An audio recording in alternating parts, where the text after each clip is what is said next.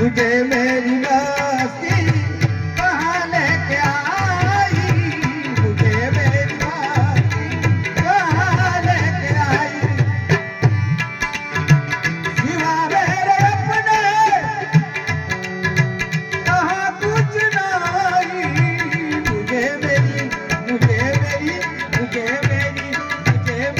मस्ती कहाँ लेके आई। सदगुरु महाराजनी जय। धन्यवाद। આજે સરસ મહાપુરુષો પધાર્યા છે, આપણને વિશેષ સત્સંગનો લાભ મળશે. કાટેડાથી બાપુ શ્રી જમનરામજી બાપુને તાળીથી વધાવો એકવાર બધા.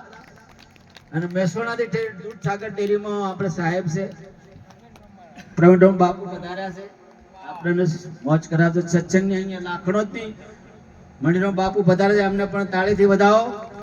આજે વિશેષ સત્સંગનો લાભ મળશે. ભજવવાની શરૂઆત કરી, આ તો કોઈ ગવાઈ હાજર નતા એટલે ઘરના ગાવા બેસી ગયા. હવે આગળ ભજનનો દોર ચલાવીએ. કોનોસણથી ભક્ત શ્રી કપૂરદાસ પધાર્યા છે.